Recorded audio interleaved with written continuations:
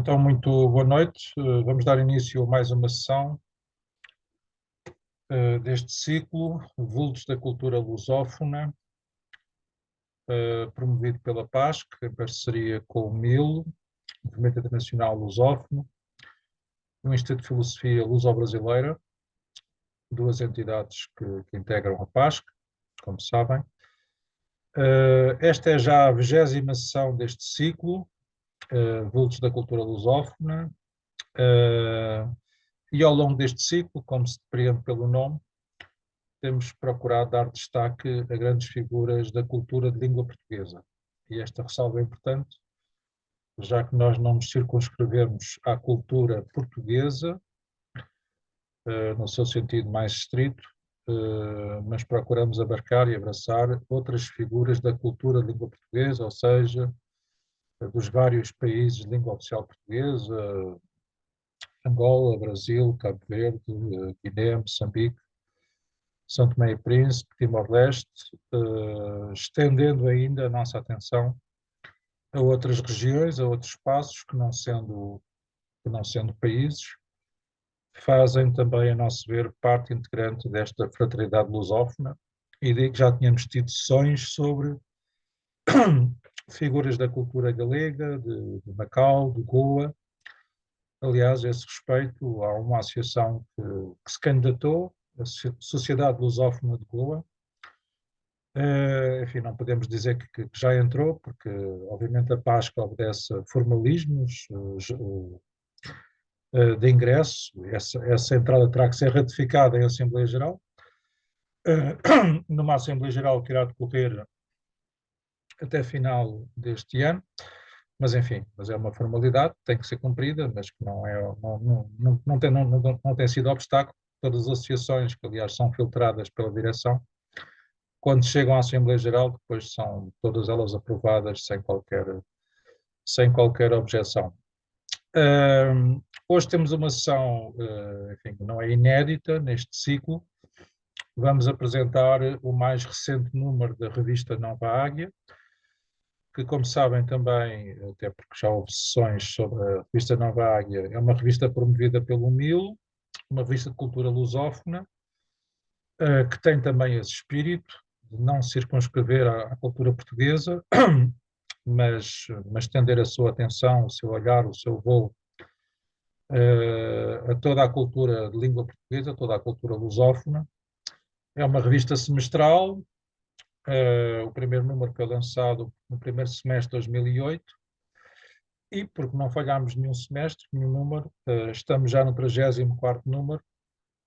A capa foi devidamente assinalada, destacada no cartaz desta sessão. Aparece a figura de Agostinho da Silva,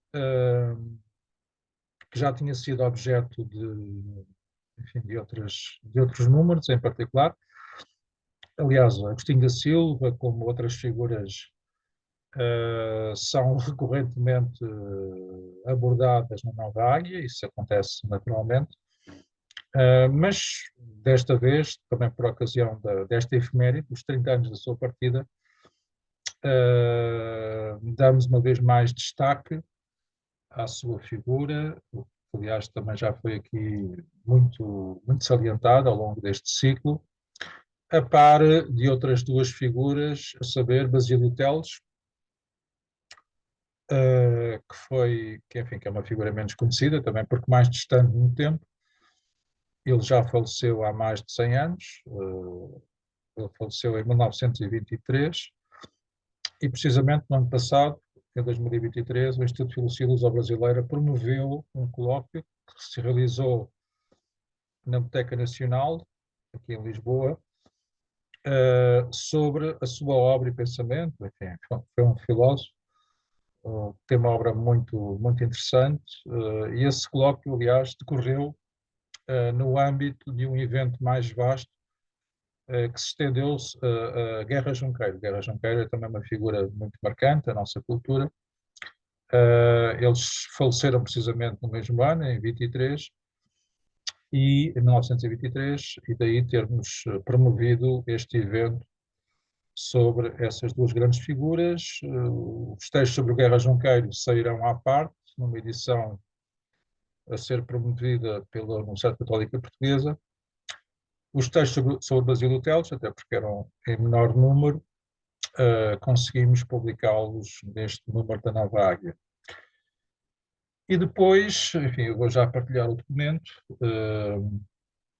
Temos uma secção também relevante sobre Camões, que não foi a primeira, nem será a última, seguramente. Camões, como sabem, faria, enfim, a data não é absolutamente certa, mas faria 500 anos, entre 2024 e 2025.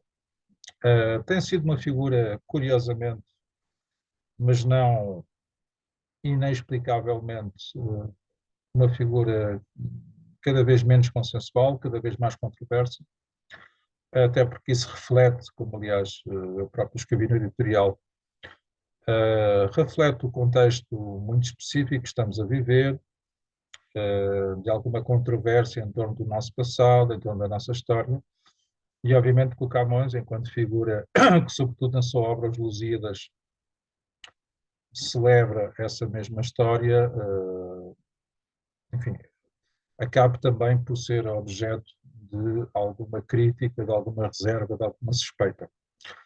Em todo o caso, nós estamos, neste caso falo em nome do MIL, estamos a promover outros eventos em torno da figura de Camões, saliento, e fica também o repto, para quem queira participar, ainda é possível a inscrição, entre os dias 25 e 29 de novembro, haverá um colóquio internacional luso-brasileiro, entre cultura, literatura, artes plásticas, em torno da figura de Camões. Grande parte dele será online e, portanto, a distância física não será obstáculo.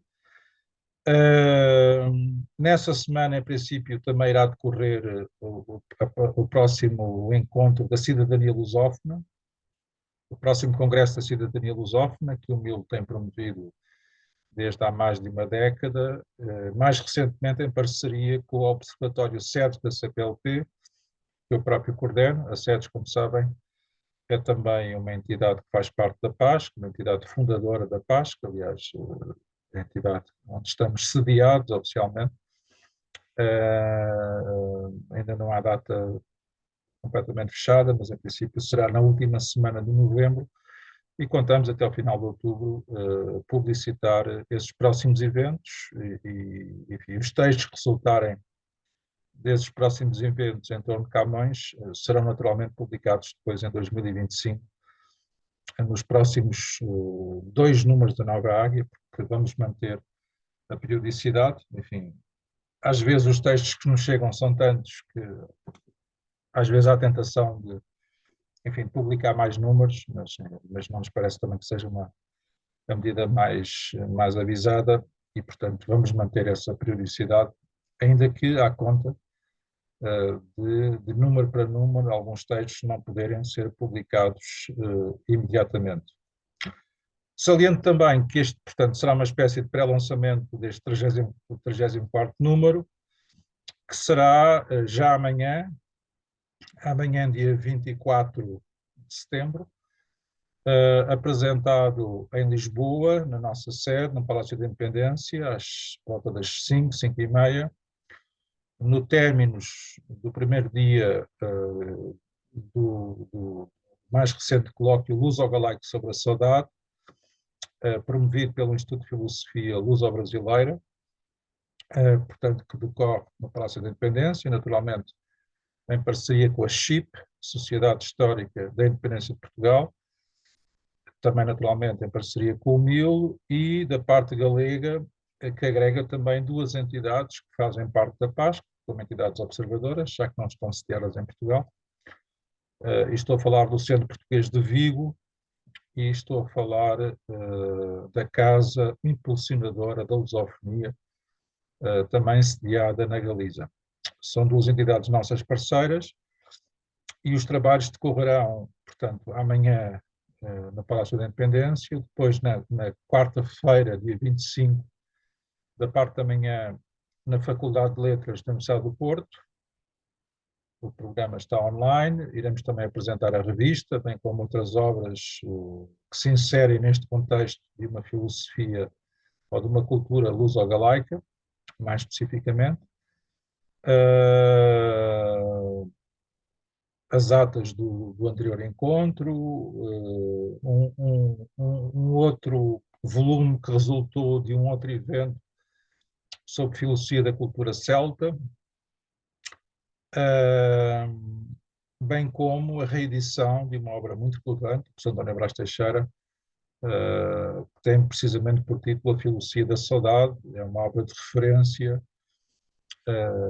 em torno desta temática. Depois da parte da tarde, a partir das 5h30, estaremos em Vigo, na sede do Centro Português de Vigo, que é também a sede da Casa Impulsionadora da Lusofonia. E, finalmente, no dia 26, estaremos, e falo no plural, porque pelo menos o Samuel Dimas, que está aqui presente, acompanhar-me-á, estaremos na Universidade de Santiago de Compostela, que é também uma parceira regular nestes nossos eventos, e, portanto, durante esse dia os trabalhos decorrerão na Faculdade de Filosofia da Universidade de Santiago de Compostela.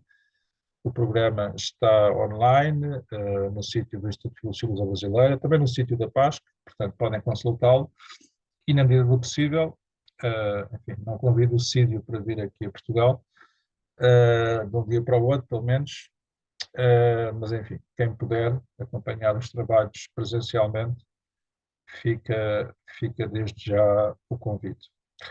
Então, vamos então iniciar esta apresentação, que eu vou partilhar com o Samuel. E, portanto, como disse, olhando para o índice, uma visão sinótica, temos naturalmente depois do editorial estas 3 secções que eu salientei. Sobre Camões, começamos com um texto do Dr. Abel Lacerda Botelho, que é presidente da Fundação Lusíada, que é uma entidade que também importa salientar, está sempre presente nestas iniciativas. Aqui republicando parte de um livro que ele já publicou há alguns anos, um livro dedicado expressamente aos Lusíadas, à mensagem dos Lusíadas. Enfim, depois temos outros especialistas que aqui partilham connosco diversas abordagens sobre a obra de Camões, nomeadamente o Jorge Chichorro Rodrigues, que já esteve connosco. Ele é o autor daquela coleção que vocês já conhecem, Mestres da Língua Portuguesa. Precisamente uma das obras dessa coleção, editada pelo Milo, é sobre Camões. Ele esteve cá há uns meses, precisamente, para falar também sobre essa sua obra e, naturalmente, sobre Camões. Enfim, depois temos outras figuras, o Pedro Martins, Pedro Cinde, o Nuno Souto Maior Ferrão, também faz parte da direção da revista, uma abordagem mais historiográfica. A Isabel Ponce de Leão, que é uma professora da Universidade de Fernando Pessoa, no Porto. Enfim, o Carlos Aurélio, que também é uma presença regular na Nova Águia, o César Tomé. Enfim, gente que tem algo a dizer e que partilha connosco essa sua visão sobre Camões, e saliente que nos próximos números certamente que teremos outros textos. Sobre Basílio Teles, publicamos aqui, em princípio não haverá, pelo menos imediatamente, mais textos sobre Basílio Teles. Publicamos os textos que foram apresentados nesse colóquio que eu há pouco referi, os textos que chegaram em tempo útil, nomeadamente, está por ordem alfabética, que acaba sempre por ser a ordem mais justa, do professor António Brás Teixeira, que eu já aqui salientei, a propósito da temática da saudade, do Carlos Filhais, que todos vocês conhecem, Joaquim Domingos, que é também uma figura muito regular na Nova Águia, professor José Esteves Pereira, que aliás completou entretanto 80 anos e que será objeto de uma homenagem em nenhum outro evento promovido pelo Instituto de Filosofia Brasileira, o próximo colóquio do Tobias Barreto, sobre o diálogo com Kant no pensamento luso-brasileiro. Esse colóquio irá decorrer na primeira semana de novembro, entre os dias 4 e 7 de novembro, 4, 5 e 6 em Lisboa, na Biblioteca Nacional, e no dia 7 no Porto, na Faculdade de Letras. O programa está a ser ultimado, será publicitado muito em breve. O professor José Luís Cardoso, que é presidente da Academia de Ciências de Lisboa, neste momento. Manuel Queiro Pimentel, que é persona católica, é vice-presidente do Instituto de Filosofia Luso-Brasileira e também colabora regularmente na Nova Águia. E depois eu próprio e o São Maldinas completamos esta secção. Sobre Agostinho da Silva, enfim, também temos publicado muito regularmente textos sobre ele. Aqui publicamos textos do Artur Manso, que aliás estará connosco na quarta-feira, no Porto, para falar sobre a temática da saudade. Ele é um grande especialista na obra de Agostinho da Silva, já aliás publicou 2 ou 3 livros sobre Agostinho da Silva.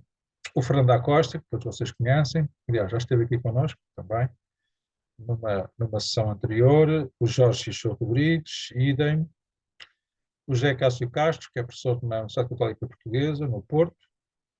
A Juliana Santos, que é uma jovem, que nos chegou através do Artur Manso. A Lúcia Helena Alves de Sá é uma investigadora brasileira, que aliás fundou a Casa Agostinho da Silva, que entretanto se extinguiu no Brasil e que procurou agregar agostinianos no Brasil.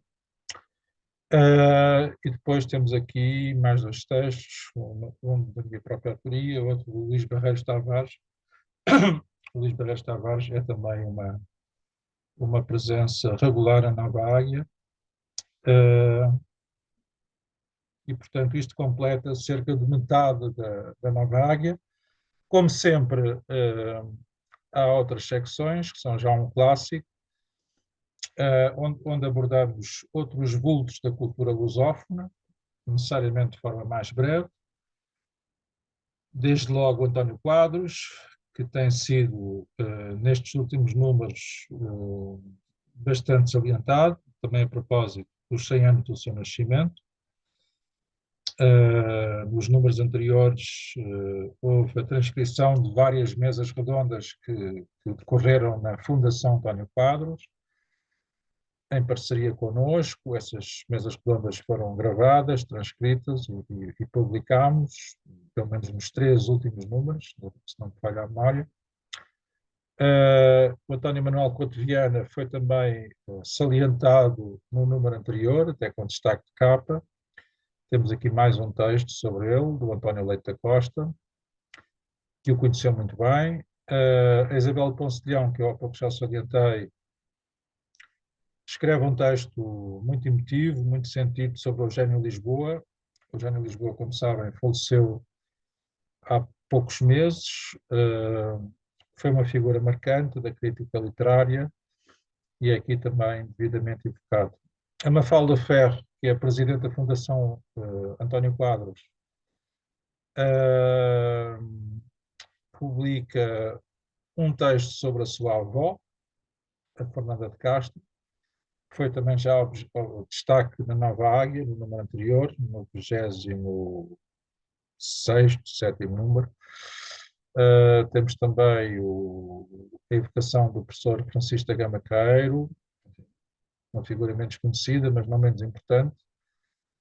Aliás, muito importante no diálogo luso-brasileiro, a nível filosófico, até porque ele esteve no Brasil, no Rio de Janeiro, na Universidade de Gama Filho, e aí, conjuntamente com outras pessoas, como o professor Eduardo Abranches Sobral, formou um grupo de discípulos, uma pleiade, muitos deles ainda hoje vivos, e que têm sido fundamentais nestas últimas décadas para o diálogo filosófico e cultural entre Portugal e o Brasil.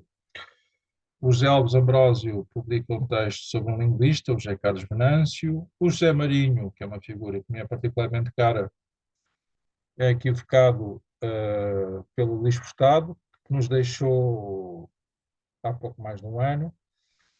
Aliás, ele publicou uma obra na classe, enfim, editada pelo MIL, é uma figura histórica da filosofia portuguesa.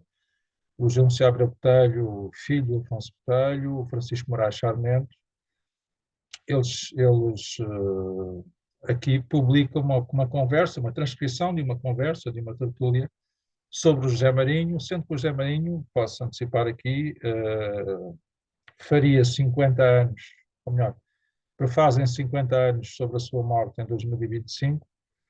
O professor António Brás Teixeira, que é sempre a locomotiva do Instituto, já lançou esse rap de promovermos um colóquio sobre o José Marinho, que bem merece.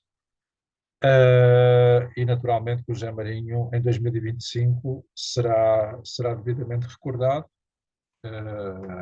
não apenas desde logo por esse colóquio, que ainda não tem data, mas que se realizará seguramente ao longo do ano, e depois também naturalmente na Nova Águia, já que aqui naturalmente também publicaremos os textos que forem apresentados nesse mesmo colóquio. Finalmente, nesta secção, temos a evocação do Nuno Judice, um grande poeta e crítico literário, como sabem. Ele também faleceu há poucos meses, há menos de um ano, e é aqui evocado pelo António José Borges. António José Borges é o nosso crítico literário, poético de referência, sempre que é preciso escrever um obituário, falar sobre um poeta, o António José Borges é sempre a primeira pessoa que nos ocorre. Aliás, também tem participado nestas secções e publica muito regularmente a Nova Águia, não apenas poesia, mas também textos em prosa. E, finalmente, temos aqui a evocação de uma figura da cultura angolana, da cultura lusófona angolana, Pepe Tela, através do César Tomé, que é também uma figura que nestes últimos números se tem salientado pela sua regularidade e pela força e pela riqueza dos seus textos. Depois, em outros voos, naturalmente, são textos de temática mais variada, como se pode ver pelos títulos. Temos, enfim, colaborações, uma vez mais, de António José Borges, do Hélder Manuel Carlos, que é um jovem, enfim, mais jovem do que eu, pelo menos. Enfim, fez recentemente 43 anos, talvez. Mas, enfim, com um percurso já muito sólido, doutorou-se, entretanto, em Santiago de Compostela, é docente na Universidade de Cabo Verde, e também tem colaborado connosco, em geral, evocando figuras da figura lusófona cabo-verdiana. Ele publica muito regularmente a Nova Águia, depois temos textos do Manuel Oliveira Medeiros, que também é uma colaboração regular, vinda dos Açores, Pedro Sim, eu próprio, Sumão. Depois, em extravoo, temos os textos apresentados no último encontro, no último Congresso da Cidadania Lusófona, promovido pelo MIL, no ano passado, encontro sedes do Observatório Sedes da CPLP. Há pouco falei disso. Estes últimos encontros têm essa dupla vertente. O ano passado o tema foi prioridades para a cooperação na CPLP e, portanto, tivemos a colaboração de figuras de Angola, do Brasil, de Cabo Verde, da Guiné, de Moçambique, de Santo Tomé e Príncipe e de Timor-Leste, sendo que publicamos também o texto do Carlos Mariano Manuel, que recebeu o prémio MIL Personalidade Lusófona 2023. Como também sabem, o MIL entrega todos os anos, enfim, desde a nossa fundação, desde 2010, a nossa fundação jurídica, bem entendido, entrega todos os anos um prémio, que reconhece um projeto de vida, e o Carlos Mariano Manuel, em particular, porque foi autor de uma obra pioneira, uma história pioneira de Angola. Achámos que era merecedor desse prémio, ele esteve presente, aliás, depois vamos folhear a revista, inclusive há uma fotografia, ele a ler o texto que é transcrito, é publicado na Nova Águia. Depois temos uma secção que, enfim, já não é uma nova secção, porque já está presente há 3 ou 4 números, mas não está desde o início, ou não estava no início, que é organizada pelo Pedro Vistas. São recensões de periódicos,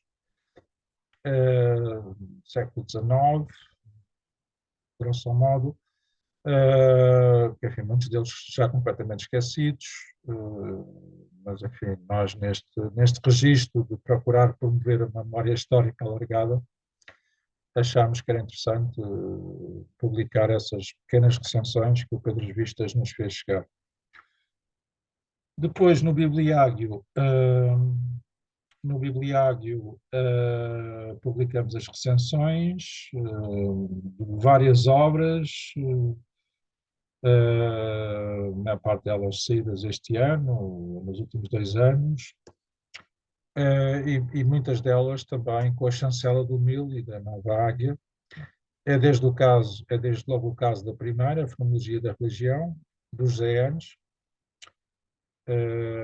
uma obra que foi publicada há cerca de 2 meses, que agora será devidamente apresentada no âmbito de um colóquio, cujo programa está praticamente fechado, e que será realizado em outubro, entre os Açores e o continente, precisamente sobre José Enes, a propósito do centenário do seu nascimento. E, portanto, em breve iremos publicitar o programa desse colóquio, e essa obra será então apresentada devidamente. Enfim, já teve uma espécie de pré-lançamento num encontro que nós promovemos em junho sobre filosofia da história portuguesa, mas agora num contexto até mais, eu diria, mais apropriado, já que é um colóquio sobre os GNs, esta obra terá o seu devido destaque. Depois temos a obra Heresia Portuguesa, do Pedro Martins, que é apresentada pelo Miguel Real. O Espírito Contemporâneo do Eugênio Aresta, que é uma figura da Renascença Portuguesa,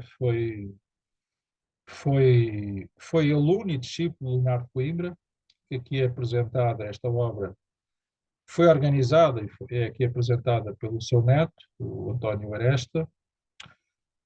Eu próprio apresento uma obra do Joaquim António Pinto, sobre o Ortega Gasset, uma obra que também nós coeditamos. Depois o José Manuel Andes apresenta uma obra do Henrique Gabriel. O Henrique Gabriel já aqui foi também homenageado. Ele é autor de várias capas da Nova Águia, é autor do logo do Mil, do logotipo do Mil. Mais recentemente também trabalhou no logotipo do Instituto de Filosofia da Brasileira. Enfim, era um amigo, tínhamos vários projetos em comum. Enfim, foi uma perda, mas também nunca o esqueceremos. Aliás, no número anterior, ele também foi devidamente homenageado.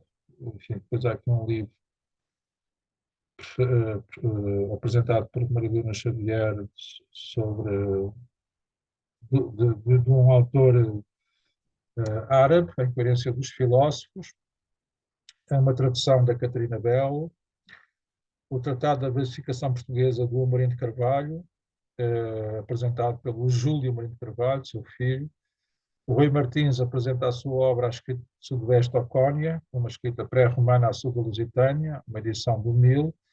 A Mafalda Ferro apresenta um conjunto de cartas de uma interlocutora da Fernanda de Castro e do próprio António Ferro. E, finalmente, a Natália Constâncio apresenta um conjunto de ensaios da professora Anabela Rita. Enfim, depois temos os poemas, como sempre, estão espalhados por toda a revista, sendo que desde há 5, 6 números essa dimensão poética da Nova Águia foi reforçada por uma secção que o Samuel Dimas coordena, em parceria com o José Carlos Pereira, As Moradas, caderno poético e visual, onde há sempre um poeta, há sempre um ilustrador, e temos uma vez mais esta secção e garantidamente tê-la-emos também no próximo número, até porque os materiais já chegaram. Enfim, a revista começa por uma singela, mas sentida homenagem a uma iniciativa que teve o nosso apoio e que, aliás, também envolve a PASC, já que foi promovida pela Associação David Melgueiro, que é uma associação que faz parte da PASC. Aliás, foi nesse âmbito que eu os conheci pessoalmente, nomeadamente o comandante José Mesquita. Eles tinham a intenção, e concretizaram-na, de promover uma viagem de homenagem à viagem primeira transatlântica de Gacotinha Sacadura Cabral, uma viagem feita por avião, como sabem, muito atribulada, eu não fazia ideia, por exemplo, enfim, apenas para dar um exemplo, o avião que partiu não foi o avião que chegou, houve problemas e o avião que chegou já não era o primeiro, nem sequer o segundo. Portanto, quanto eu me lembro, era o terceiro avião, foi o terceiro avião. Melhor, essa viagem exigiu o concurso de 3 aviões para se concretizar, uma viagem complicada. Enfim, há 100 anos as condições técnicas eram diferentes, como imaginarão. Mas eles conseguiram, desta vez, enfim, a viagem foi feita de barco, um conjunto de veleiros, e nós também associámos, porque publicámos uma obra, um facsímil reeditado, precisamente, e primeiramente publicado nessa altura, já em homenagem a essa atribulada, mas grande viagem do Gacotinho e Sacadura Cabral.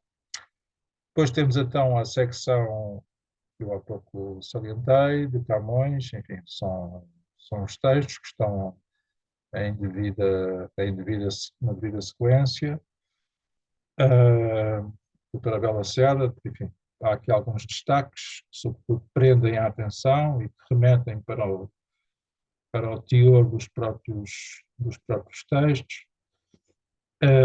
Do Carlos Aurélio, que, para além de ensaísta, é também um artista plástico, e que partilha connosco pelo menos duas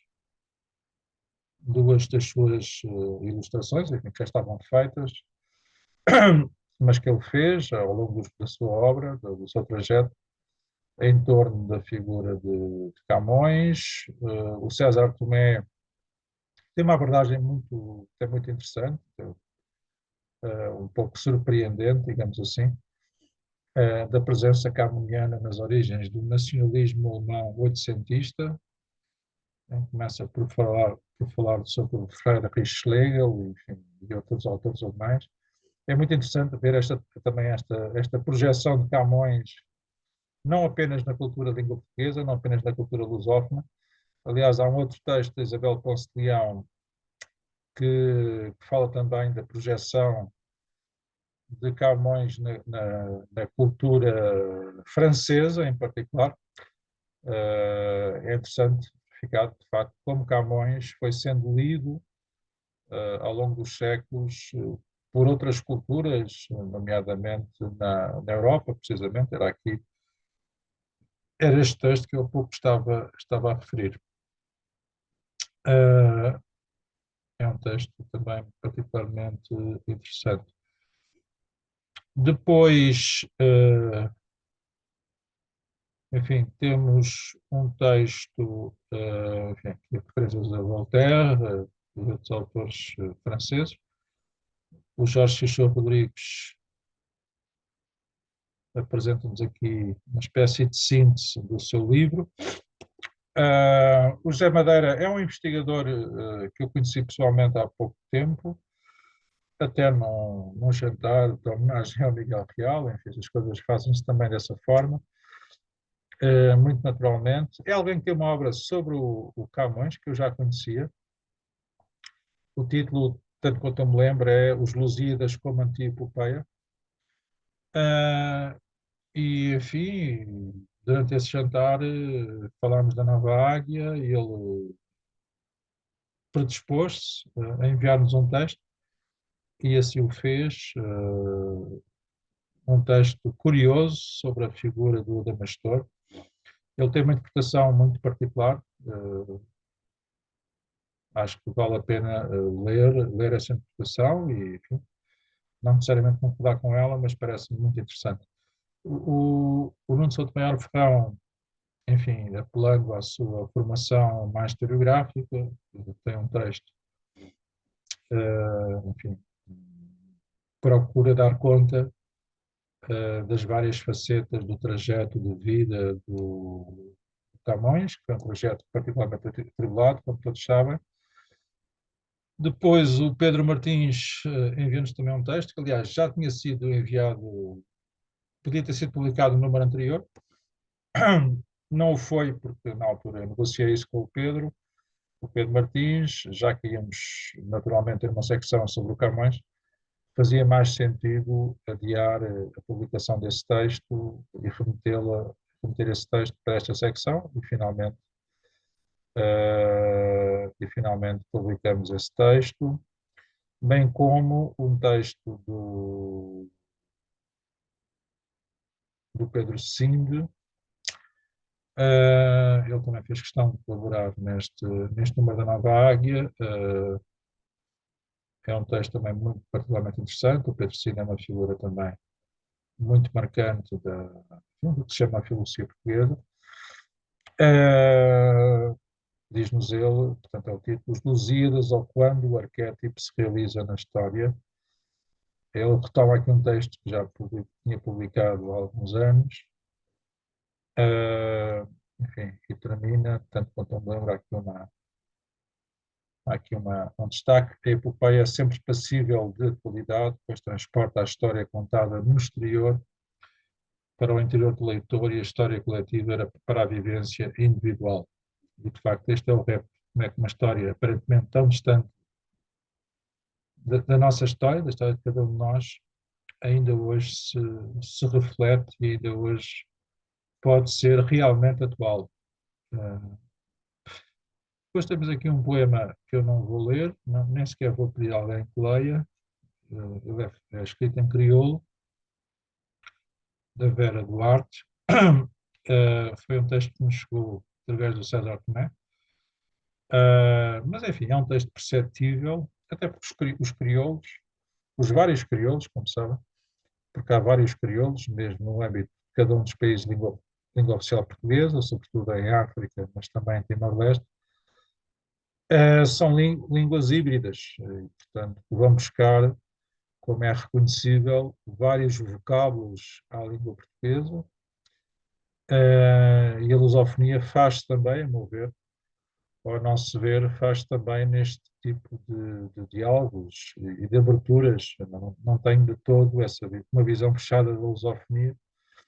Eu acho que a lusofonia abarca e abraça os vários crioulos, essas várias vivências linguísticas que se expressam desta forma, por exemplo. Aliás, isso não é a primeira vez que publicamos na Nova Águia um texto redigido num dos vários crioulos do espaço da lusofonia. Enfim, eu depois daria a palavra ao Samuel para se deter mais na dimensão poética. A Nova Águia tem essa dupla vertente, essas duas asas, eu diria. Enfim, em termos, não é que isso seja mais relevante, mas, enfim, o maior número de páginas, enfim, é naturalmente dedicado à prosa, ao ensaio, ao pensamento livre, mas a dimensão poética sempre esteve presente, e até mais recentemente, por insistência, mas insistência bem acolhida, e muito justa e muito pertinente o Samuel, essa dimensão poética tem sido reforçada até muito evidentemente por essa secção que eu há pouco referi, que ele coordena com o José Carlos Pereira. Temos um poema da Susana Marta Pereira, enfim, aparece aqui também porque faz uma referência à África. Aliás, é curioso, isto parece o início daquele filme, África Minha, não é? Aliás, há uma referência expressa à África, né? E daí este diálogo entre estes dois poemas em particular. Entramos depois na secção sobre o Basílio de Teles, que eu há pouco referi. Portanto, temos o professor António Brás Teixeira, que faz aqui um diálogo entre o Basílio de Teles e o Teófilo Braga. O Teófilo Braga também faria 100 anos, entretanto, neste caso em 2024, aliás. Está também em preparação um outro colóquio sobre o Teófilo Braga, por iniciativa conjunta do Instituto de Filosofia Brasileira e da Universidade dos Açores. Será o próximo colóquio do Atlântico, são já 6 ou 7 colóquios do Atlântico, sobre figuras da cultura açoriana, não necessariamente nascidos nos Açores, mas a maior parte deles nascidos nos Açores, e que se destacaram no âmbito da cultura nacional, da cultura lusófona, e o Asilotel, o Teófilo Braga é um caso evidente, quer na dimensão filosófica, cultural, quer também na dimensão política. É uma figura, enfim, marcante, e o professor Teixeira, com a sua particular cultura e erudição, estabelece aqui um diálogo entre eles os dois. Depois, como há pouco referi, o Carlos Fiolhais, que todos conhecem, salienta a dimensão mais científica do Basílio Teles. Portanto, vai entrar a nossa amiga Turmance, bem a propósito, que eu estou a chegar à secção do Agostinho da Silva.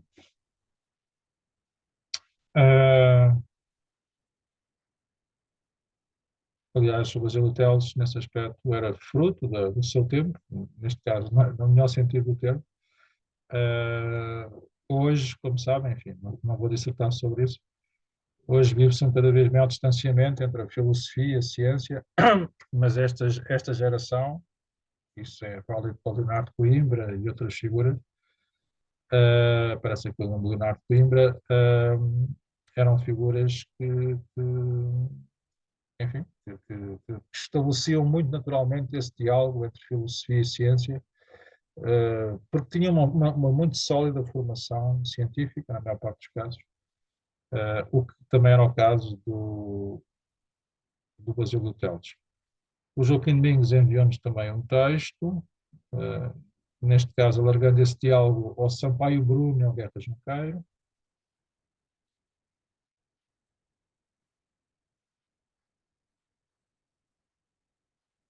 E o professor José Esteves Pereira aborda a dimensão, concepção de história do próprio Basílio Teles. E, finalmente, há mais 3 textos, não me falha a memória, do professor José Luís Cardoso, precisamente, atual presidente da Academia de Ciências de Lisboa, enfim, é especializado nesta área mais económica, e naturalmente debruça-se também sobre esta dimensão do pensamento político e económico do Basílio Teles. De facto, o Basílio Teles interessava-se sobre muitas áreas da sociedade e tem obra relevante sobre essas mesmas áreas. O professor Manuel Cândido tem também um texto sobre a ideia de tempo, do Basílio. Eu próprio tenho também um texto onde falo, neste caso em diálogo com José Marinho, da concepção do humano e divino, que era uma relação particularmente conflituosa, eu diria, até no caso do Basílio Teles.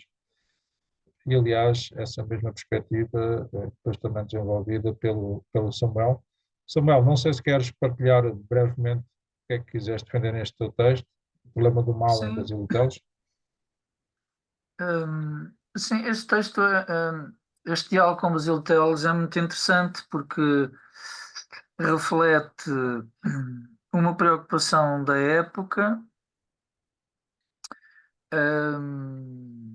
onde havia uma forte presença do movimento positivista, que tendia a apresentar a ciência como o momento superior do desenvolvimento da inteligência humana e da consciência humana, um, e que, de acordo com o Conte, superava, em primeiro lugar, a reflexão religiosa, os mitos e as experiências religiosas, mas também superava a própria filosofia, sobretudo na sua caracterização mais metafísica, ontológica e ontoteológica.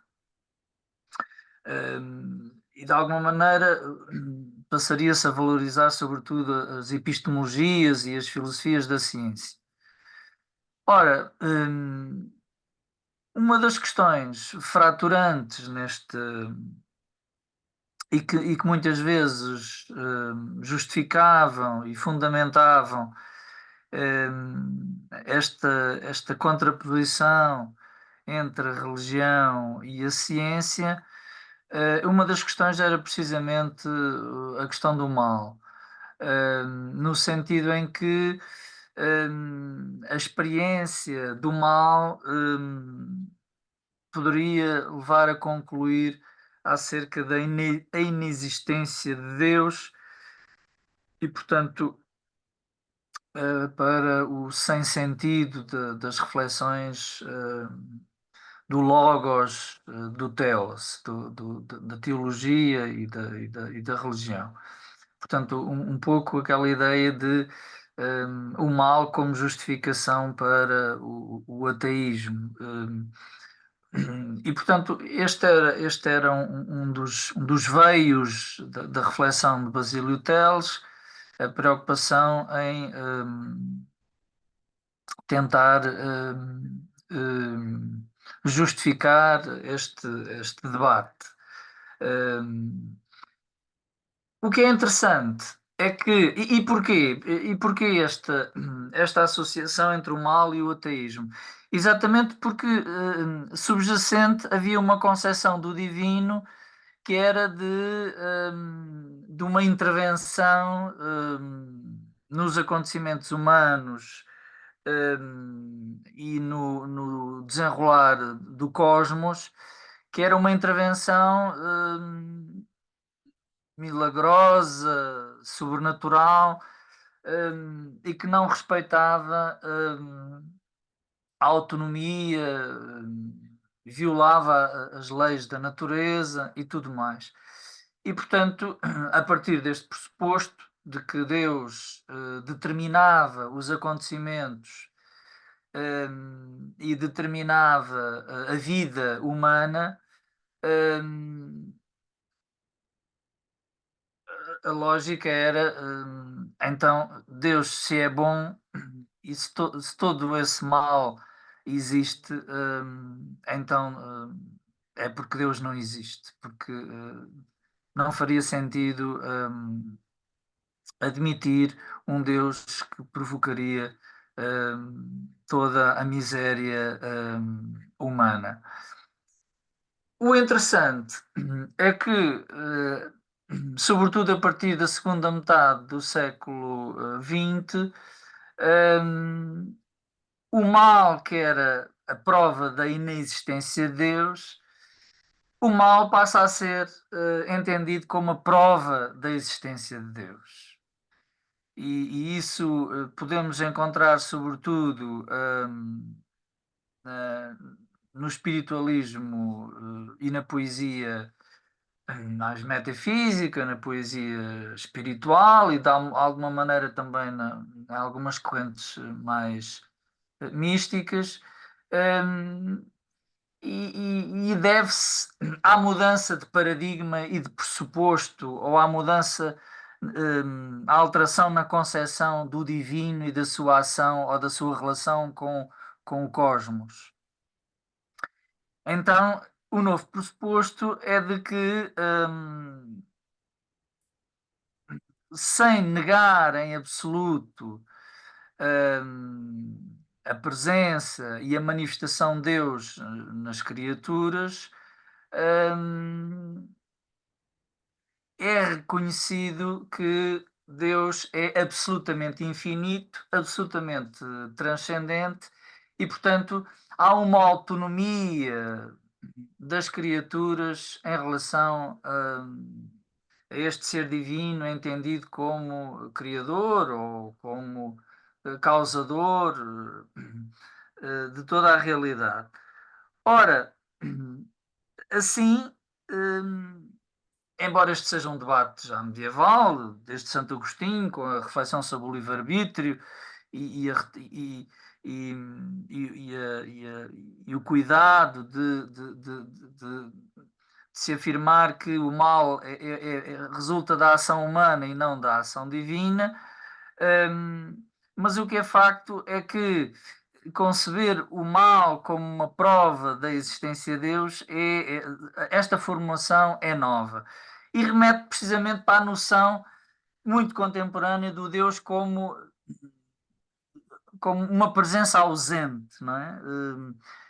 O Deus que se manifesta no silêncio, no caminho do deserto. hum, portanto, a experiência do mal é sentida como tão absurda. Aqui não podemos esquecer todos os acontecimentos ligados aos extermínios, hum, quer de Stalin, quer do nazismo, e hum, toda esta vivência muito forte do mal na sua forma mais crua, mais absurda. Hum, então, esta ideia de que a vida encerra experiências de mal tão absurdas que se Deus não existisse, hum, para dar sentido, um sentido futurante, um- para para garantir essa esperança de uma justiça futura, de uma luz que possa redimir e que possa dar sentido a tudo isto. hum, então tudo ficaria demasiado hum, escuro, demasiado impossível de suportar. E, portanto, é interessante esta mudança de perspectiva e eu gostaria aqui, a propósito deste texto, era o que eu gostaria de partilhar, esta mudança do mal como prova da inexistência de Deus para o mal como prova da existência de Deus. Muito bem, Samuel. Essa é uma verdade muito particularmente interessante e como tu bem sabes, de facto é uma questão recorrente no pensamento português contemporâneo. Outros autores estão aqui muito próximos, o Paulo Provença. Aliás, o Paulo Provença também está em preparação um evento em parceria com a Câmara Municipal das Caldas da Rainha, de onde ele era natural. Vamos ver, é uma iniciativa do Nuno Souto Maior Ferrão, veremos se em 2025 se concretizamos essa iniciativa, mas há aqui um paralelo óbvio e há outros casos de autores que se debruçaram muito a fundo sobre essa questão do mal, o Sampaio Bruno, o Marinho Viana e outros, e de facto é um autor que importa aqui recordar, sendo que salientamos o quão multifacetado é a sua obra e o seu pensamento. Temos aqui depois a colaboração poética também regular do Jesus Carlos, do António José Borges, que também já aqui salientei, um poema dedicado ao Albano Martins, que foi também ele um poeta de referência, já falecido. E entramos então na secção sobre Agostinho da Silva. Temos, entretanto, connosco o Artur Manso. Artur, estás a ouvir-nos?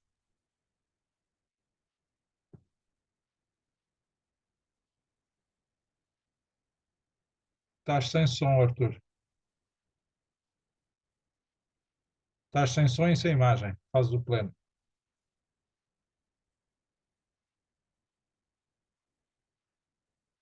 Estás a ouvir-nos, Artur? Bom, aparentemente o Artur está na sala, mas não nos está a ouvir. Ou está com algum problema técnico que o impede de falar. Bom, seja como for, temos aqui o texto do Arthur Manso, que, como há pouco referi, é alguém que tem obras sobre Agostinho da Silva. Aliás, tem várias obras sobre Agostinho da Silva, e aqui partilha connosco um texto a sentido de evocação a propósito, enfim, dos 30 anos do seu falecimento.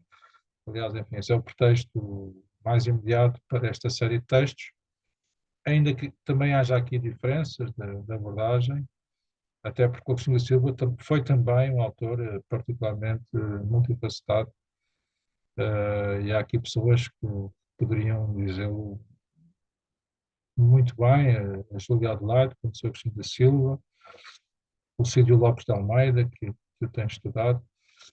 Fernando da Costa é também uma dessas pessoas, conheceu bem Agostinho da Silva, também no plano pessoal, e que tem aqui um texto muito, muito forte, até pela proximidade que denota com Agostinho da Silva, o Jorge Xixô Rodrigues, que também chegou a conhecê-lo pessoalmente. Artur Manso, estás a ouvir-nos agora ou não? Olá, boa noite. Sim, estou a ouvir, mas de facto tenho aqui uns problemas que isto não dá, Nesta, não me dá imagem porque não tenho câmera. mas, Vai-me nós, saltando, mas eu ouço tudo, só que deixo de ter, digamos assim, acesso ao portal. mas nós estamos a ver-te e a ouvir-te. A ver? A ver não deve estar. Estamos a ver talvez uma fotografia, mas está um pouco parada, talvez, mas estamos a ver. Pronto, deve ser isso. E de vez em quando isto salta-me, mas eu ouço direitinho, só que não consigo comunicar. Ok. Queres falar um pouco do teu texto? Não, é um pouco aquilo que é um centramento daquilo que foi feito, do que devia ter sido feito e do que falta fazer. Ah, Basicamente, em termos de visibilidade e publicação, acho que não, é, enfim, é- é obviamente uma, não. digamos, uma chamada de atenção mais para para o que não tem sido feito ou para o que não deixam que se faça. Ah, não, enfim, não vamos entrar por aí, mas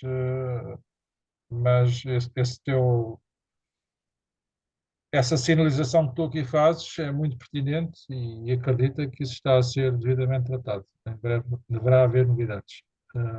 Vamos ver se já no Pronto, próximo ano, espero bem que sim. se já no Espero bem início, que sim. Pá. no início do próximo ano. Mas a seu tempo, falar-se-á sobre isso. Ah, temos aqui mais um texto do Jorge Xixô Rodrigues. Temos um texto do José Castro Castro, que eu vou referir. A Juliana é a tua aluna, não é? Tu queres contar? O texto ficou através de ti, não foi? Foi, Ah, foi. foi, foi nessa altura Pois ela é. é que me propôs, Pois portanto, é, este texto já tinha sido enviado há alguns anos até, posso dizê-lo, enfim, não é caso único. há algum tempo, e depois tu é que decidiste que seria melhor, Pois, a questão é arranjar um enquadramento, não é? Isso, aliás, acontece. pois, que seria melhor Eu há nesta pouco, fase. antes de tu entrares, falei de um texto do Pedro Martins, que era sobre Camões. Enfim, esses textos vão ficando. Enfim, a gente Sim, da casa é mais compreendo. sacrificada. Por exemplo, o Samuel tem um texto sobre a Sofia, entre outros. Mas E é possível. mas Não, tudo mas, bem. eu não estou nem sequer a penitenciar, mas estou a dizer como é que as coisas se passam naturalmente. Eh, um texto sobre a Sofia de Melbreiner entretanto, chegou um texto sobre a Sofia de Melbreiner há pouco tempo, do Luís Barreiros Tavares. Eu próprio também tinha para aí um texto, e é possível que no próximo número haja uma secção sobre a Sofia, percebes? E pronto, Pois, às vezes os textos ficam ali arrumados, não se perdem, e nada se perde, mas depois ficam à espera do momento propício para saírem num enquadramento mais vasto, não é? E mais marcante. E este texto, eu lembro que já tinhas enviado há algum tempo. mas também não foi há muito, devia ter sido há dois Sim, números. há sim, por aí, sim, mas já houve casos piores. Havia uma secção sobre um poeta, como é que foi? Sobre o Ramos Rosa. Tinha sido até preparado o dossiê pela neta. Pronto, e aquilo era uma secção extensa, eram 30 páginas por aí. E aquilo foi sendo adiado, foi sendo adiado, foi sendo adiado, e depois aconteceu uma efeméride, já não lembro qual é que foi. E pronto, as efemérides também servem para isso, para forçar a publicação. A Lucilina Alves de Sá, já aqui salientei, já aqui referi. Uma visão, enfim, relativamente diferente do Agostinho da Silva, até salienta a dimensão geopolítica do sul global. Portanto, uma visão mais a partir do sul. O Agostinho da Silva também tem essa dimensão, como vocês sabem. Aliás, aqui nesta nota final, fala-se dos BRICS. O Luís Barreiros Tavares, que há pouco ele escreve também em geral textos muito curtos, há pouco falava-se disso dos textos curtos, não é? Do Sírio. Aqui o Luís Barreiros Tavares é um paradigma, e modéstia à parte eu também sou. Também, os meus textos também estão cada vez mais curtos. Depois temos mais um poema, duas odes, ao Álvaro de Campos e Ricardo Reis, da Alexandra Barreiros. Não é a primeira vez que publiquei a Nova Águia. Os poemas chegaram através do Mundo Souto Maior Fão. E nos outros vultos, enfim, já aqui comecei por salientar, portanto, para além destas secções de referência, há depois outras abordagens, naturalmente mais breves, sobre outras figuras. António Quadro, já que eu salientei que ele tem sido objeto nestes últimos números de atenção, por causa dos 100 anos do seu nascimento, idem quanto ao Couto Viana.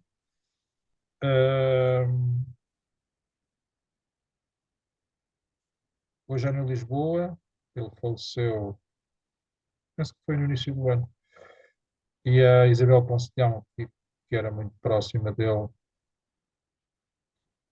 enfim, faz aqui uma evocação muito, muito sentida.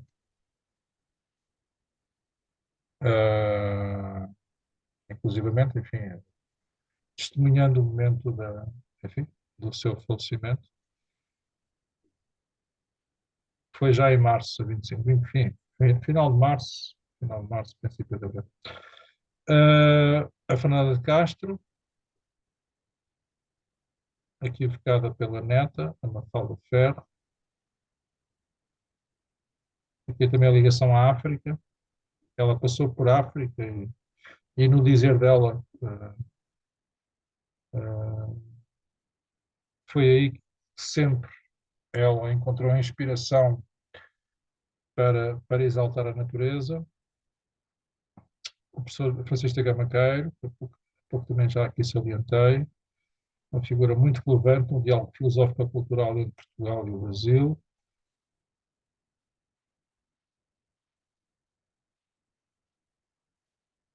Ainda não encontrei nenhuma gralha. Isto às vezes quando se reabre a revista é sempre um perigo. Mas certamente que haverá alguma gralha por aqui. O Alves Ambrósio, que tem sido também uma presença regular na Bahia. Ele era um grande amigo do nosso grande Pinho Grande Gomes.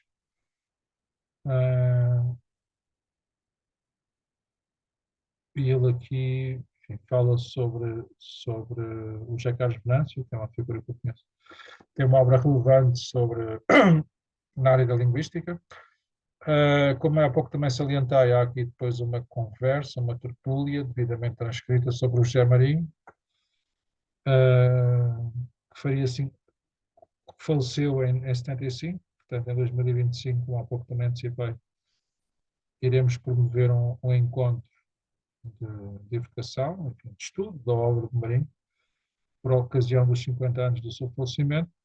E depois temos então um texto sobre o Nuno Júdice, também faleceu muito recentemente, este ano, que é aqui evocado pelo António José Borges,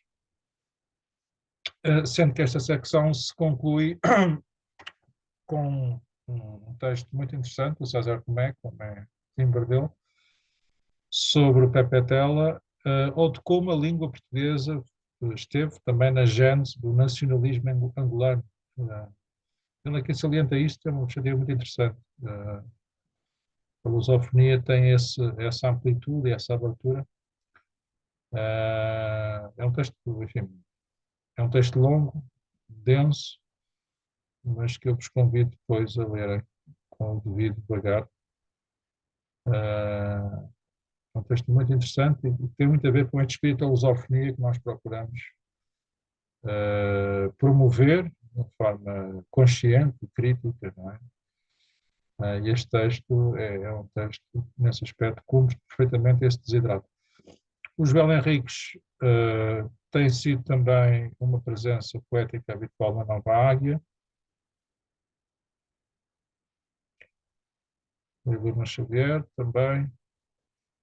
Nos outros voos temos de novo António José Borges, que aqui nos fala sobre um músico italiano, um apaixonado da cultura portuguesa, da cultura lusófona em geral.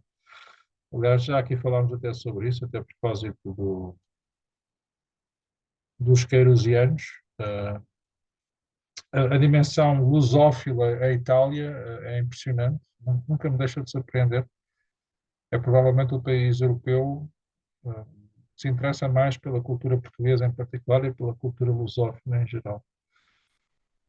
O Hélder Manuel Carlos, o nosso amigo cabo-verdiano, fala sobre o Cursino Fortes, portanto, uma figura de Cabo Verde, e o Nietzsche, que ainda hoje nos interpela.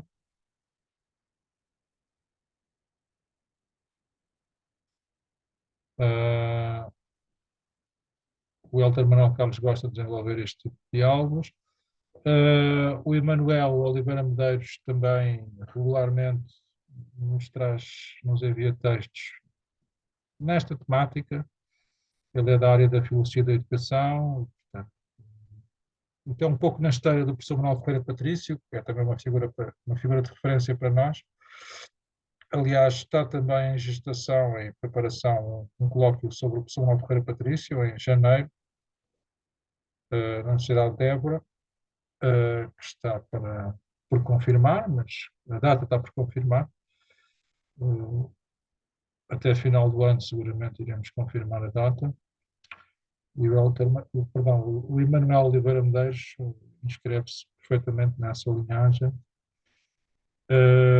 e desenvolve regularmente essa perspectiva. O Pedro Cinto, com um texto muito incisivo, muito desafiador.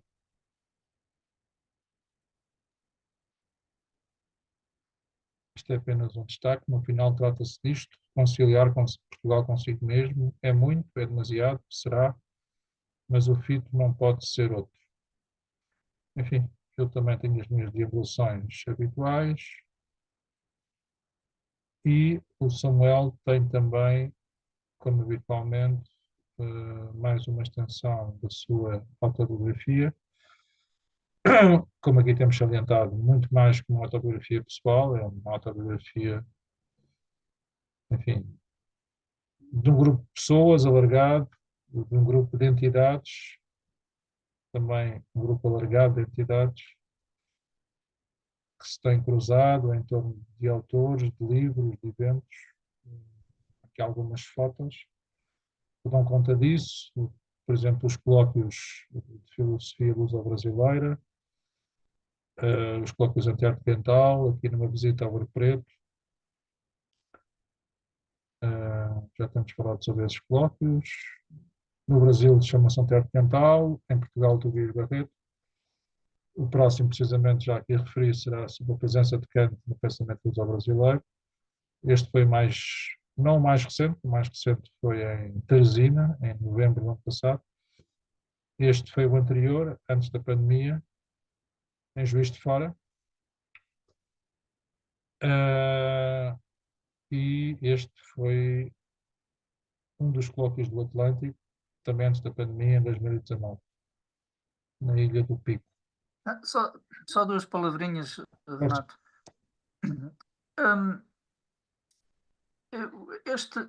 O motivo desta reflexão, neste número da autobiografia, é um pouco a propósito das relações. Isto é um exercício que eu faço, que é um exercício filosófico, mas também biográfico nesse sentido geral, em que eu vou intercalando as interpelações, os questionamentos com as pessoas e com os diálogos que vamos fazendo no dia a dia. Nestes fóruns, nas nossas conversas, nas tertúlias mais intimistas ou mais públicas.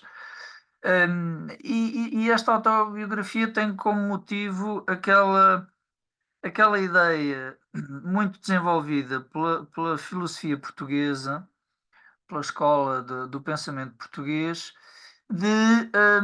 ao contrário do espírito da época, início do século XX, final do século XIX, início do século XX, ainda, como eu dizia há pouco, muito positivista, onde os recentes desenvolvimentos científicos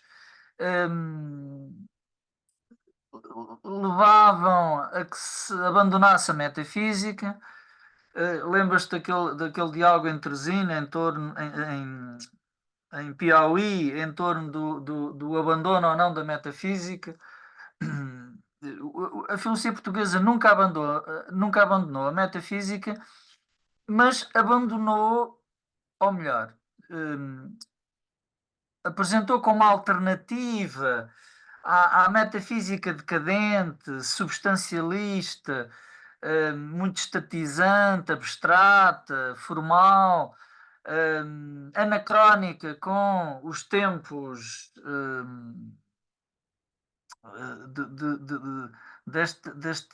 desta nova cosmologia pós-Copérnico,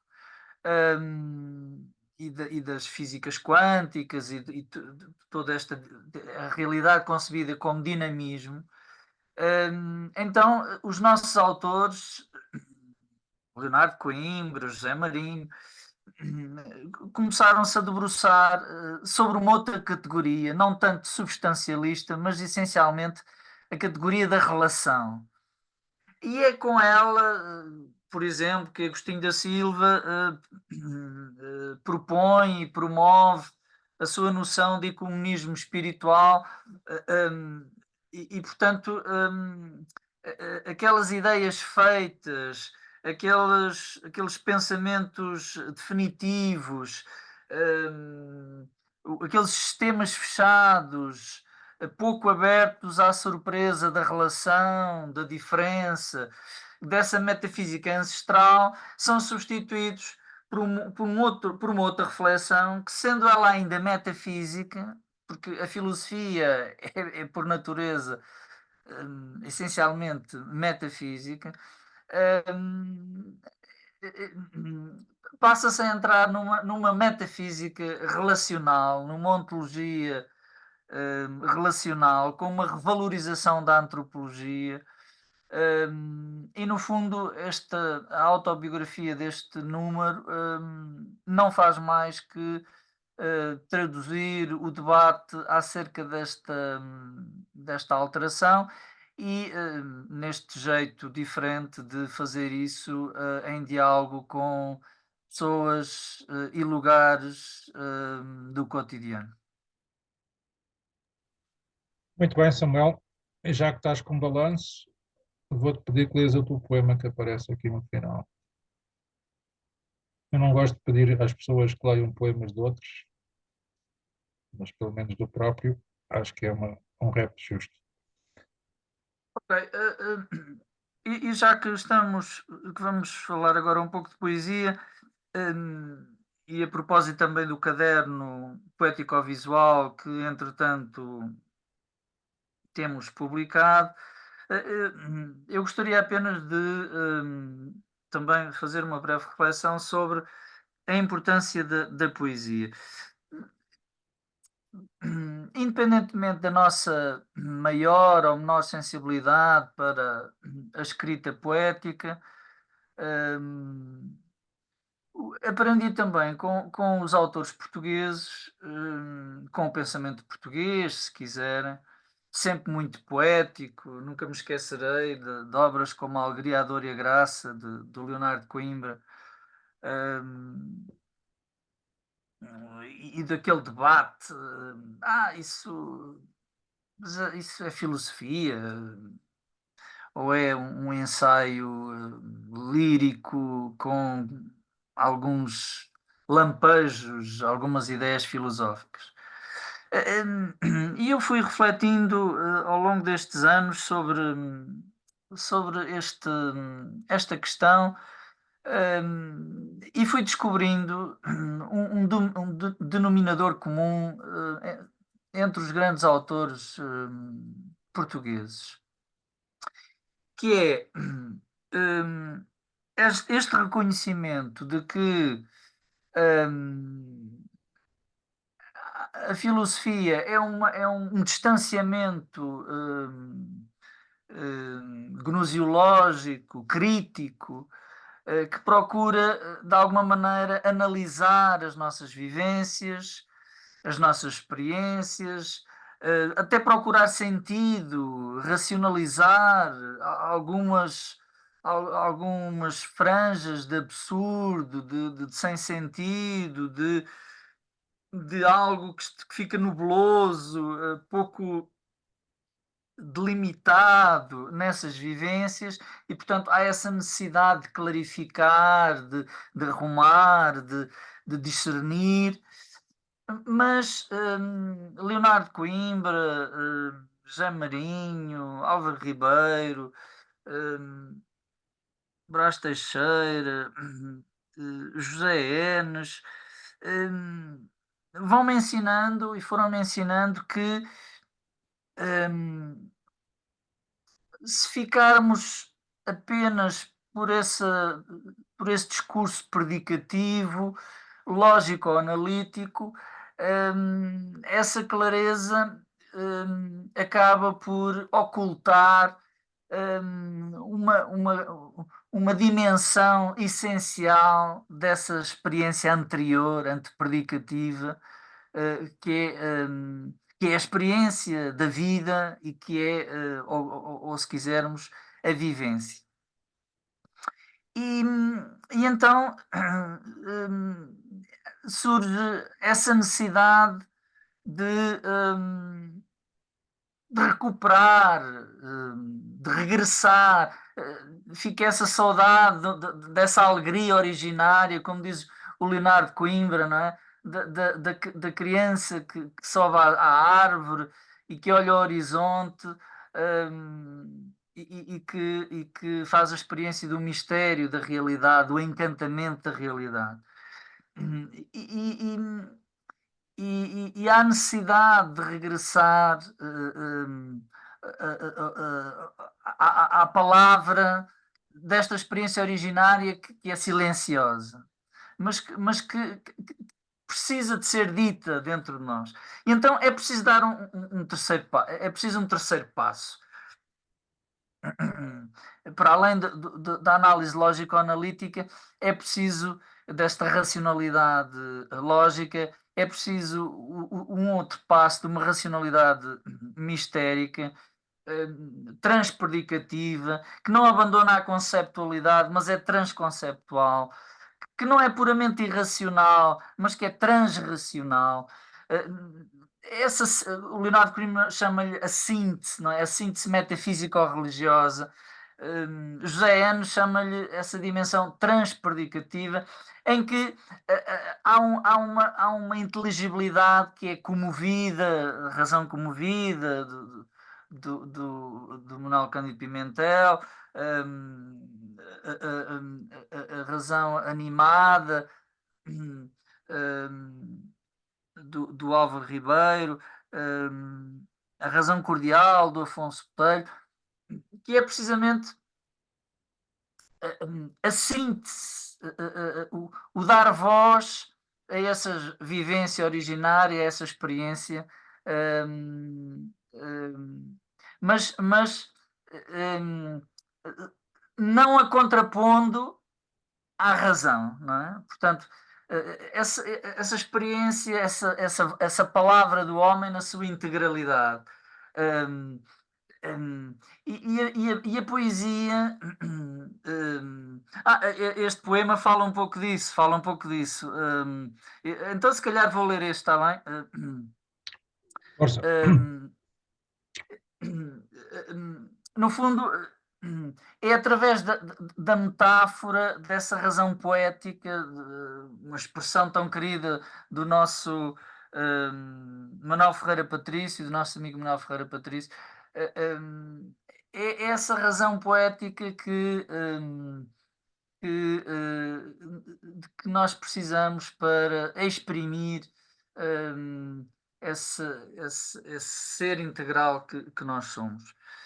E daí esta poesia que eu aqui apresento, a filosofia da minha poesia, procura de alguma maneira, não é se calhar o poema com maior riqueza estética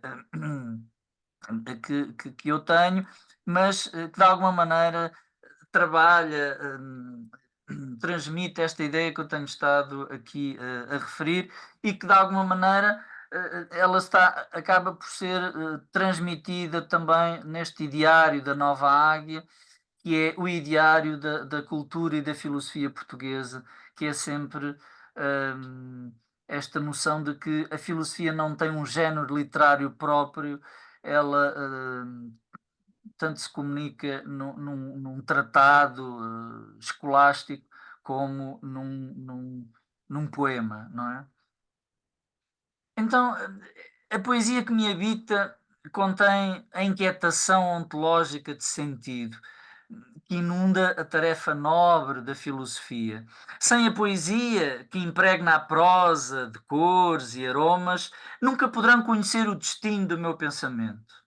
Sem a filosofia, que penetra as metáforas de ideias e axiomas, teorias e demonstrações, nunca poderão beber a seiva do meu sentimento.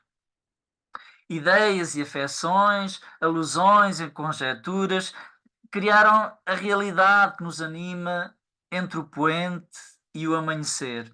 Nunca conhecerão a paisagem da minha poesia sem a racionalidade da filosofia e a experiência do viver. Muito bem, Samuel. Eu lembrei-me, de facto, por isso é que eu pus este poema, tinha tudo a ver com o que estavas a dizer, e acho que é uma excelente síntese.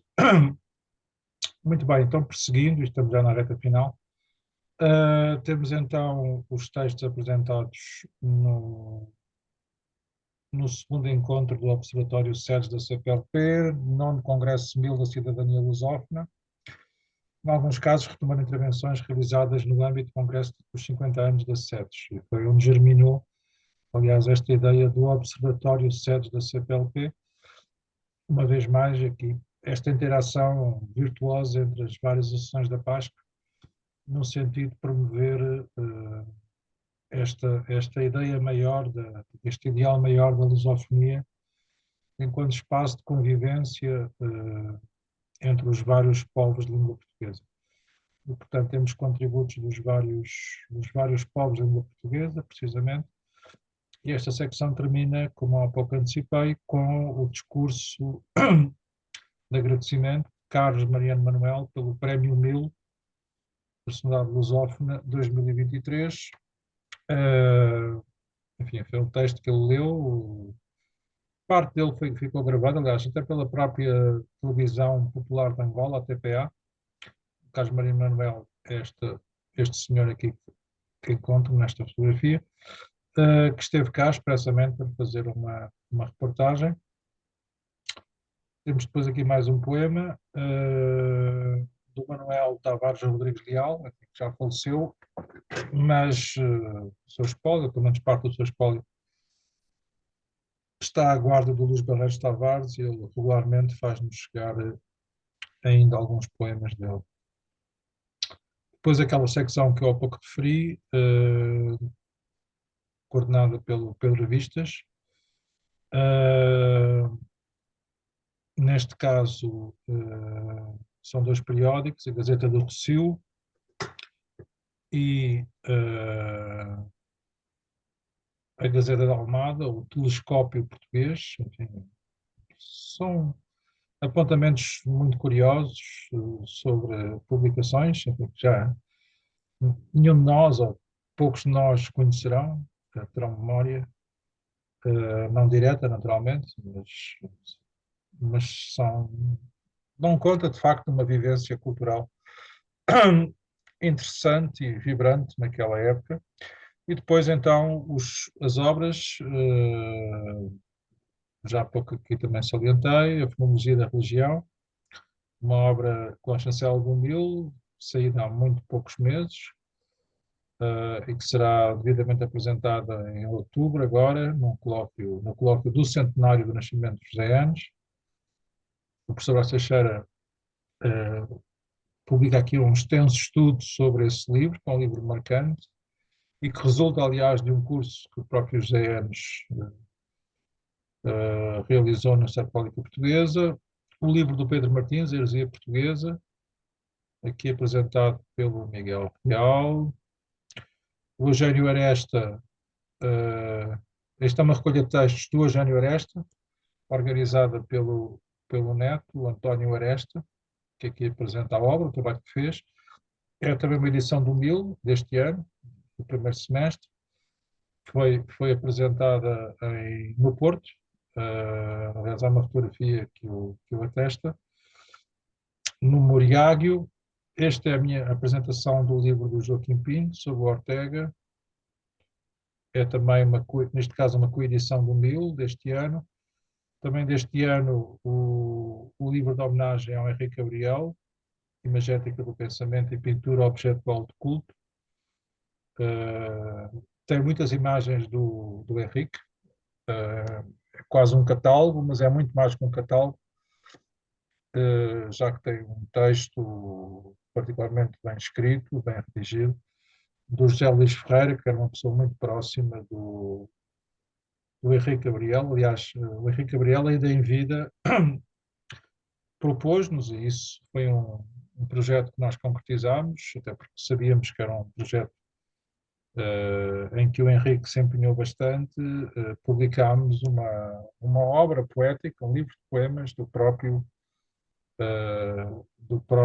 José Luís Ferreira. Essa edição é 2023, só, né? Podem encontrar no nosso catálogo. Do Al-Ghazali, que é uma grande figura da cultura islâmica, temos então este livro, A Incoerência dos Filósofos, este livro apresentado por Maria Leonor Xavier. O livro portanto, é uma tradução e um estudo da Catarina Bell, publicado pela Fundação Carlos Gulbenkian, 2023. E, finalmente, temos esta apresentação do Tratado da Versificação Portuguesa, do Mourinho de Carvalho, apresentado pelo Júlio Mourinho de Carvalho, seu filho, e que tem sido o grande guardião da memória do Mourinho de Carvalho. Aliás, ele tem mais um texto que, em princípio, sairá no próximo número. Veremos. O Rui Martins apresenta então a sua obra, que é uma obra também pioneira, sobre a escrita do Sudoeste ao Cónia, uma escrita pré-romana a sul da Lusitânia. É um trabalho muito interessante, que eu vos convido a lerem. É um livro, de facto, pioneiro. Ele fez um estudo e até recorreu a estas novas tecnologias da inteligência artificial para tentar decifrar uma série de lápides, procurando então decifrar essa língua, que obviamente já não se fala hoje, mas que se falou no sudoeste de Portugal, por um povo, enfim, que entretanto foi amalgamado pela nossa história comum, como aconteceu com tantos outros. Mas é um livro bem interessante. Depois, esta série de cartas, apresentadas pela Mafalda Ferro, e, finalmente, este conjunto de ensaios da Anabela Rita, que é apresentado pela Natália Constâncio, um texto que nos chegou. Enfim, havia outras recensões, mas que tiveram que sair, porque a revista, aliás, tem mais 4 ou 5 páginas do que a anterior e teve que haver aqui uns cortes da última hora. Mas, enfim, mas como sempre, esta secção não se cortou e, portanto, é a mais recente edição do caderno. Samuel, não sei se queres a este respeito. Não, eu já antecipei aquilo que Uhum. sobre a importância. Tem sempre aqui Nós fazemos, um introito também ele poético. sim, fazemos sempre, cada caderno tem sempre um diálogo, lá está, mais um, que fazemos com o poeta do caderno e o artista. E, portanto, fazemos um proémio poético de diálogo que introduz, neste caso, a poesia do Jaime Otel, que está com uma ilustração muito bonita e muito sugestiva,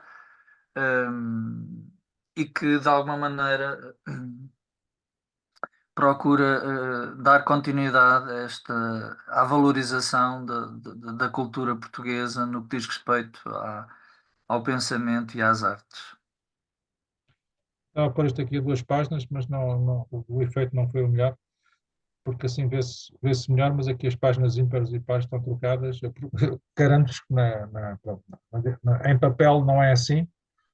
O efeito é mais impressivo, aqui nem tanto, porque há ilustrações que passam de uma página para outra, mas enfim, mas são ilustrações de facto impactantes. Esta secção tem sido uma boa aposta. E finalmente, isto agora desformatou um pouco, finalmente temos então esta memória, enfim, deste trajeto comum, passa essencialmente por alguns eventos, nomeadamente um livro, a apresentação de um livro do Mil, de vários, aliás, este do Jorge Xixô Rodrigues, sobre a Eugênia Tavares, uma ação muito concorrida na Ação Cabo-Verdiana de Lisboa, em janeiro, portanto, isto é sempre o semestre anterior. Depois o livro apresentado em homenagem ao Henrique Gabriel em Oeiras, no Palácio dos Arciprestes, também uma ação muito concorrida, num belo espaço. A apresentação da Nova Águia, no Salão Nobre, que neste momento está em obras, está um pouco irreconhecível, mas que certamente em breve voltará ao seu esplendor de sempre. A apresentação, temos aqui o Miguel Real e o Pedro Martins, na apresentação daquele livro que está destacado no Bibliário, A Heresia Portuguesa, uma ação que decorreu em maio, no dia 16. Depois, no dia 18, a apresentação no Porto do Espírito Contemporâneo, do Eugênio Aresta. Ação de homenagem ao professor Francisco de Gama Caeiro, nos 30 anos da sua partida. Uma ação que decorreu em maio, também no dia 25. Na Feira do Livro de Lisboa estivemos para uma apresentação global da coleção Mestres da Língua Portuguesa, em que o MIL tem apostado fortemente, como sabem.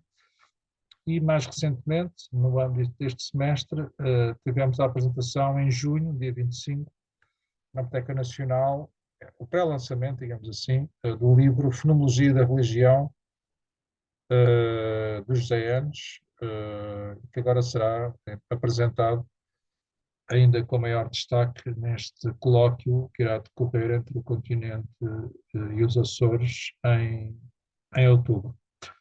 E, enfim, fica então a apresentação sumária da revista, enfim, como tiver a oportunidade de verificar, isso acontece em todos os números,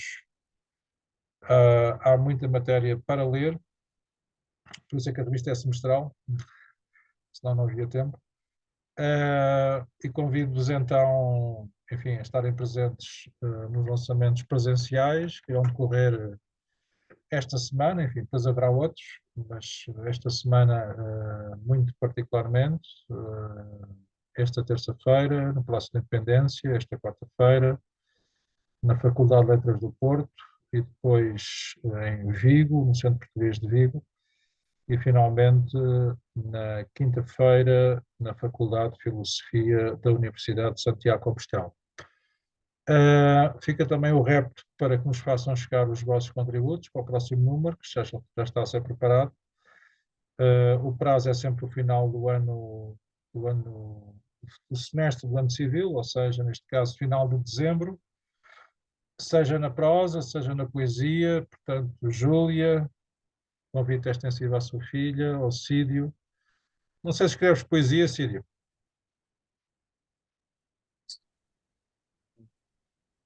Escreves ou não? Ou isso é inconfessável? É que não se está a ouvir. Oi. Agora deixamos de ouvir. Eu escrevo bastante poesia. É? Eu comecei em 2019 ensaiando e tenho feito bastante. Eu distribuo entre os amigos via celular, WhatsApp. Então ficamos à espera. Estão enviados. Sabes que um poeta que não se lê na Nova Águia não é um poeta digno desse nome. Vou O Arthur tentar ver Matos. se eu escolho um que vale a pena partilhar com vocês. Muito bem. Arthur, tu escreves poesia ou não? Sim, eu tenho alguma publicada, mas agora deixa Deixaste isso. isso. Muito bem. Mas tenho alguma. Muito bem. Então não acaso tens um tenho uma inédito coisa- que possas enviar? Tenho uma coisa, mas pá, tenho que eu terminar, ando há 10 anos para terminar um verso, poema. Não consigo. Isso é que é? São os Lusíadas versão Sério? 2024, é? Não, aquilo é fraquinha, mas só as 10 coisas que Mas esta Manda lá um completas. são inédito. difíceis. muito bem. Mas Mas tenho alguns inéditos. seja em poesia, seja em prosa, Não, em prazer acabaram a sobrar do ensino. Não, mas eu quero que envies um poema. Fica Não já é? Tem de ser convocado. esse quando acabar. muito bem. Esse dos 10 anos? É. Tem que esperar mais 10, queres ver? Aquilo é como não, aquilo é como a cruz do Cisa Vieira na igreja, que não conseguia do Marco, que não conseguia fazer a cruz. Aquilo é igual, pá. Portanto, é assim uma coisa. Então esse não me consigo interessa, pá. acabar ali uma palavra. Era já para o próximo número, pá. Não, vamos ver, pode ser que acabe, mas isso é pequeno também. Pronto, mas o prazo é Só- esse, final de dezembro, aqui não há diferenças, quer para a poesia, quer para a prosa, se bem que na poesia até uma maior tolerância, porque a poesia entra sempre na fase final de paginação, mas enfim, ficam com esse prazo que é fácil de decorar, final de semestre do ano civil, ou seja, final de dezembro, final de junho, final de dezembro, final de junho. Já. Ainda há muitos números da Nova Águia para chegar, para se concluírem. Enfim, 2 por ano, chega. O número depois sairá a meio do semestre, como é habitual, ou seja, entre março e abril. O prato forte será, previsivelmente, os textos apresentados no colóquio sobre filosofia da história portuguesa. Mas, como sempre, e como verificaram também neste número, há sempre espaço para outros voos, outros vultos, outras abordagens, e, portanto, nós temos conseguido manter essa pluralidade, e por isso é que isto também tem sido um caminho tão gratificante, enfim, que se deve, sobretudo, essencialmente, a esta pleia de colaborações ricas na sua diversidade, que nos chegam sempre dentro do prazo. E vamos então ficar por aqui. Desculpa, a Nova Águia já publicou um poema meu também, Já? sobre o Bruno, há tempos. Não era bem sobre, mas era a propósito de. Portanto, já tem um meu, Olha, não me lembrava. já Também está não. publicado. Tá. Também não. Já Isso há uns anos. foi em que número? Pá, não sei, tinha que ver, pá. Epá, mas isso já foi há muito tempo, pá. A gente já não se vê. É verdade, pá. Mas eu posso verdade. verificar isso rapidamente. Mas eu arranjo. Peraí, dá-me um minuto, até vamos acabar com o teu poema. Primeiro, deixa-me aqui ir ao índice geral da revista, a ver onde é que eu sei publicar. E consegues ir assim tão depressa? Poxa, Eu tenho o índice geral, portanto é fácil. É um documento, basta um documento. acumulado, que vais Exato. acoplando. Sim, exatamente. Não tem nada que saber. É um documento Word. Espera aí. Isso deve ter, pá, aí quase 500 páginas, é assim disso, não? Não, porque eu ponho a letra pequena. É um índice para cada. Até posso partilhar. Eh, Eu enfim, queria dizer sobre a universalidade da poesia. Comecei a ler a obra completa do Teixeira de Pascoais, que eu não conhecia, e ele descreve um jumentinho como filósofo. E eu não sei se ele chama o jumentinho, além de filósofo, de Sócrates. Aquilo para mim foi uma epifania, porque eu sempre desconfiei que os jumentinhos eram filósofos e que de algum jeito eles eram Sócrates, até encontrar alguém que já tinha dito isso antes de mim há tanto tempo. E aí, então, E a foi, poesia tem esse caráter fora do tempo, enquanto que ele escreve isso lá nos anos 20, mas também culturalmente em lugares muito diferentes, né? muito bem. Então, o Arthur Manso tem 27 textos publicados na Vaga. Textos aqui, leia-se no sentido lato. Ah, agora vamos ver onde é que está o poema. Será este? As Brumas de Bruno. É este. ei, Foi publicado incrível. no número 16. Muito bem. É esse mesmo. Então, espera aí, vamos lá. Número 16, página 47. Então, só um momento. Olha, não me recordava nada. Só um momento. Agora não me deixa, não me deixa, não, peraí, não me deixa mesmo, mas eu Mas não, o Sírio tens alguma publicação só de poesia? Eu já publiquei livro de filosofia, né? Do meu Mas mestrado poesia e não. poesia não. Eu tenho escrito num formato visual específico e é uma métrica específica e é mais um ensaio muito sem pretensões objetivas e Sim, públicas. mas não, E aí não tens. eu partilho no Facebook, no Instagram e com Ah, os ok. meus colegas de WhatsApp aqui do Brasil, basicamente, e alguns amigos em Portugal só. Ah, ok. muito Então bem. agora é importante dar mais esse salto de publicar no papel. Sabes que uma coisa que não fique impressa no papel, hum, Perde-se, perde-se. não, não é só isso. O papel é dar-lhe uma dignidade diferente. É. Muito bem, vamos então terminar com o poema do Arthur Manso, que ele vai ler. Assim eu encontro, já está por aqui, está no mínimo, está por aqui. Página 47, esta é boa, então já passamos por ela.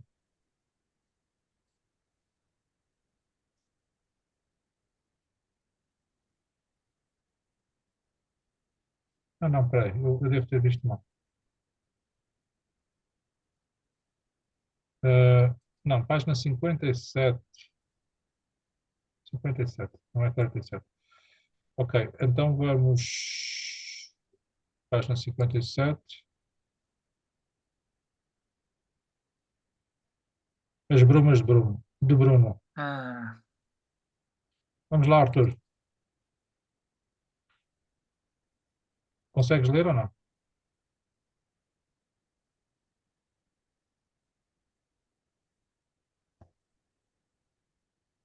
curto, de vez em quando, Então, eu eclipsa-se. vou ler. E acabamos então com, com este poema do Arthur Matos. As Brumas de Bruno, enfim, isto obviamente é uma referência ao Sampaio Bruno. Viveste em exílio depois de viver exilado. Exilado por vontade própria no convento onde repousavam milhares de livros que te davam a conhecer o desenrolar das histórias fantásticas de todos os encobertos pela bravura do rei que ante a morte se recusou a morrer.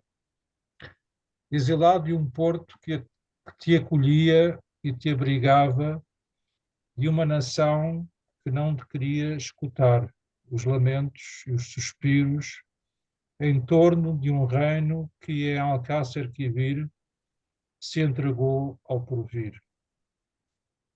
Do lado de lá do oceano, outros foram os encobertos que te afagaram a esperança. Maranhão, Canudos, Pedra Bonita. Gente simples, gente boa, que em letras de sangue esculpiu o desejo de acolher e confortar o rei perdido. Contigo, Bruno, que como esse rei te obstinaste e te encobriste entre o mundo e Deus, outros no futuro vão depositando o passado dessa ordem que um dia voltará. E terminamos então aqui, precisamente.